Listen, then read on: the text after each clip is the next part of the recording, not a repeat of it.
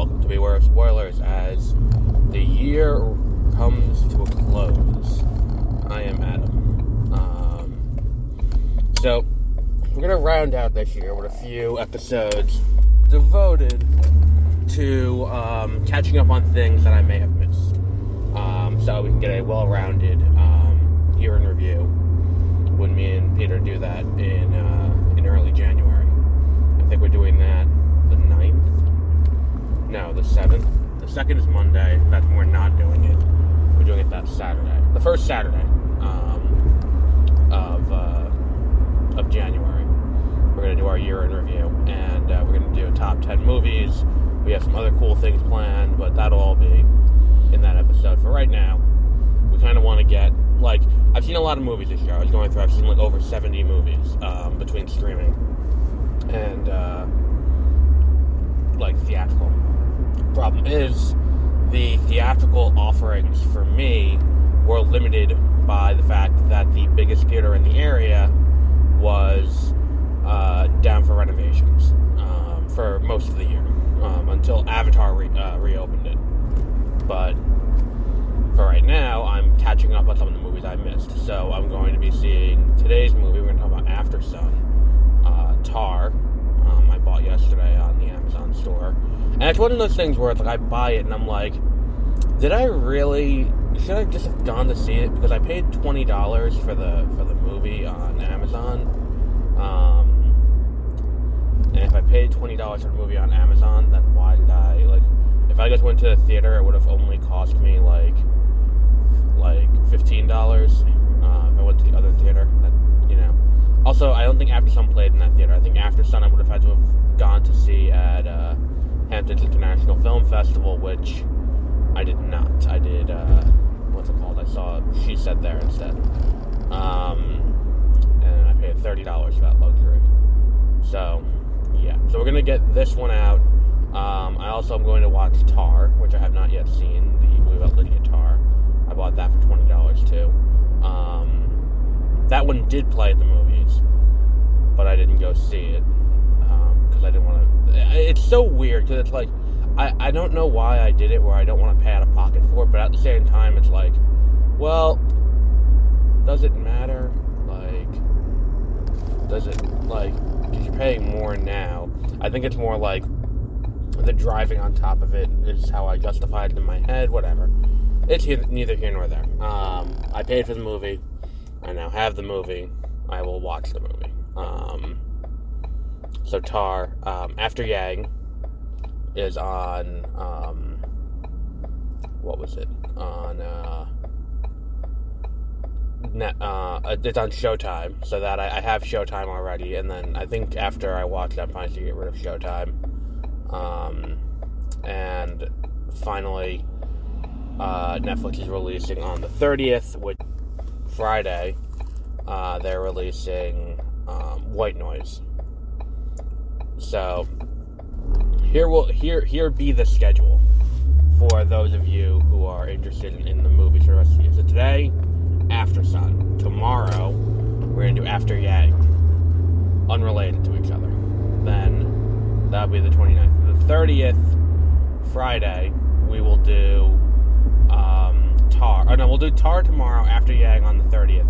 The 31st in the morning, we will do White Noise, and then we'll have the full ranking because Josie and Peter are going to get me their picks. Even though Josie can't be on that day, she has pre-existing plans. We will we'll tabulate her scores in, and we will assign points that way. We want to get a nice broad swath of movies here, and not just be 3 three-way ties or 10 three-way ties. So today, Aftersun. Tomorrow, Tar. Friday, After Yang. Saturday, White Noise, and then that will take us through the end of the year in style. Then we'll pick up. When we get back to it, we have a video game review. We have Sports Story, which I haven't really gotten around to play too much of because I've been busy, but I'm enjoying it so far. So after Sports Story, We also have a review of... We'll catch up with the two shows that are currently ongoing. Because that's what I'll use that first week for, is kind of just catching up on things, catching up on various things. I really do not want to see that fucking movie Megan with the robot. If there's one thing that you should know about me at this point, it is I do not like horror movies. I especially do not like horror movies with puppets or dolls or anything like that. So that should be fairly obvious, but nonetheless, here we are. So, Aftersun. This movie came out earlier this year. I missed it. It is, and I'm sorry that I didn't see this at the film festivals that I was looking at going to, because it was an option, but I decided against it in favor of seeing some of the more commercially viable movies, because what happened was I saw it on the list, and then it went to what's it called? It went to the decision ended up going down to She Said or Glass Onion, and She Said obviously won out, and then I could have also seen this at New York Film Festival, and it's like, do I really want to also do New York Film Festival the same week? Not particularly. But yeah, we'll put up, I'm going to make a calendar that's like a public calendar so that people can see like kind of what we're doing. That's probably the best way to handle that. Anyway, so we have this whole, thing with, like, this is a movie that probably would have been great to see with a film festival audience, because it is such a festival movie, and it does the entire movie is about this vacation, and it's kind of, I don't want to say meandering, because meandering it has a negative connotation, but it doesn't have a specific plot through line that you can like glom onto and be like, okay, so here's what's happening, here is the big explosive stuff that's going to happen over the course of this movie and all of that. You don't really have that here. It is this girl remembering as she was a little girl, this vacation she went on with her father, and the reminiscences having this,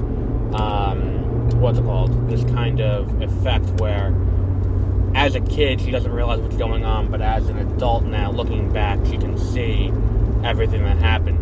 And I think that's what makes this movie kind of so masterful, is doing what Belfast kind of did a little bit, and doing it at such a high level where you get both sides of it, which I didn't think prior to seeing this movie would have been possible for something like this.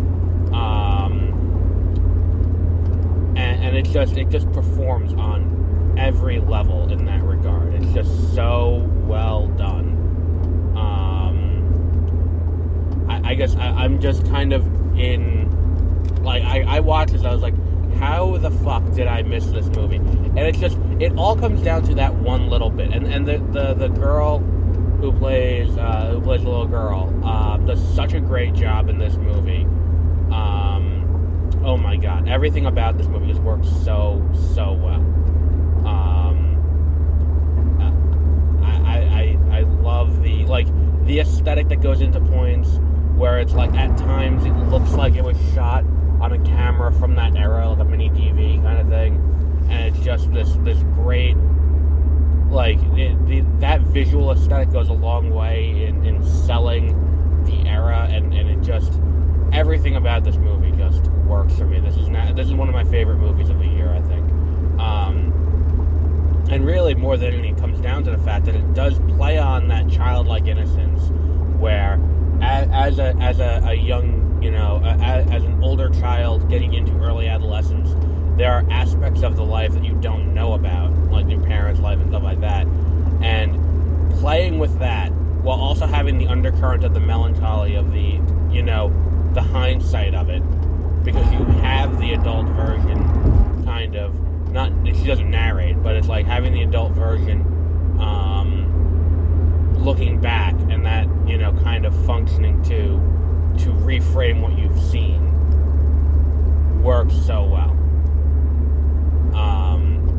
just the idea that, like, you never feel like there's information that is key to like, that was the big problem with Belfast when Belfast did this. Like, you always felt like there was key information that was important for your survival that you don't know, because you're taking on the form of, like, you, the viewer, are kind of operating at the same level as Buddy, where you're looking around, like, the camera's always at his eye line and stuff like that. And I think it might just be because the stakes of that movie feel so much higher, because you are in a war zone, and you are, there is that civil war going on around you. This movie doesn't have that, and the stakes aren't that high. But it's just, the entire, it's like, the tone is just so unique. And I was watching this movie last night, and I was like, this movie, I think, has bumped number 10 off the top 10 list. I don't know where exactly I'm going to put it on the top 10, but I think it's safe to say that the number 10 movie got bumped off. I'm genuinely surprised. I was a little surprised by that, because I thought, I think I'm pretty much locked in. But not only for this movie to have come along and for me to have missed it, but also for it to have jumped as high as it did, because it's not taking number 10. It's not taking the number 10 slot. But for this movie to have jumped as high as it did, I'm not going to say where it is, but it's relatively high. And I'm just like, holy crap. I cannot praise this movie highly enough. I know it doesn't sound like I'm really giving a coherent thought on the movie.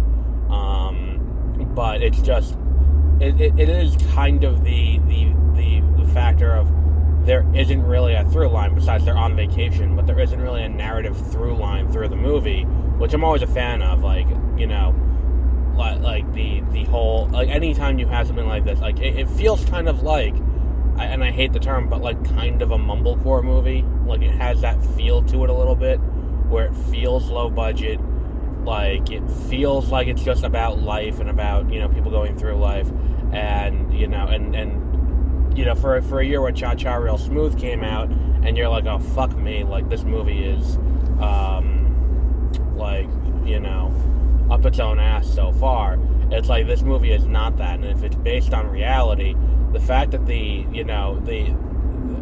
don't know if it is or not, I didn't do any research on, like, did the writer base this on their own life? Is that where this comes from? And if that is the case, it's a surprising amount of emotional vulnerability for the writer to go into this level of detail in this movie. I cannot recommend this movie highly enough, and I think the highest praise I can give for it is, go on Amazon, go on iTunes, go on however you buy your movies, if you're so inclined to buy a movie, instead of just waiting for it to hit streaming. However you do that, go now and buy this movie and watch it. It is so incredibly worth your time to watch this movie. I don't know. I was so taken aback by this, and it is fantastic. Like, I think that for me, it's like, this is the biggest surprise of the year, because, like, as much as I liked Everything Everywhere All at Once, and as much as I liked The Northman, as much as I liked Wakanda Forever, there was a level of expectation with these movies. I went into, like, Robert Eggers is directing a movie, I'm going to show up every time to see Robert Eggers direct the movie.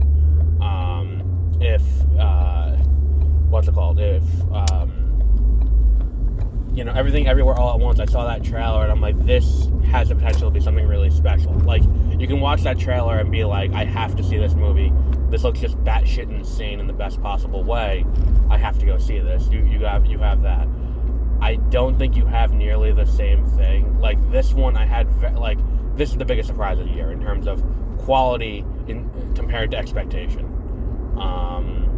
If you have not seen Aftersun yet, go see Aftersun in some format. Like, you have to see this movie. It is so well done.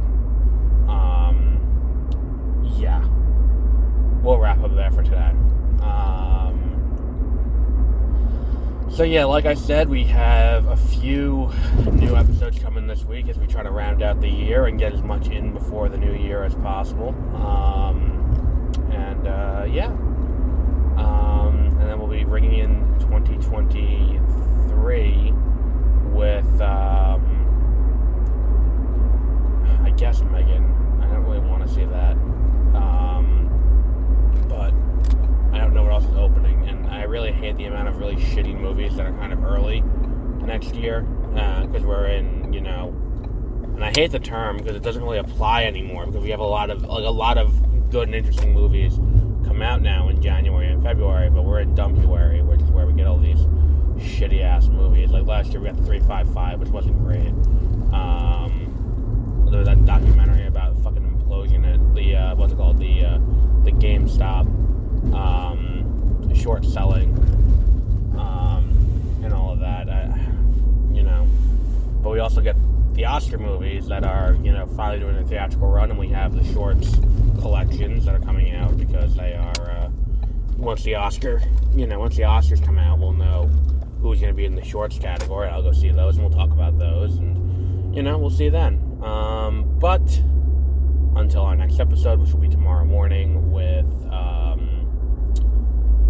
we're doing Tar tomorrow morning, because I don't think it's a rental. I think I bought it outright, but I don't want to risk it and end up not having it. So, until then, have a great rest of your week.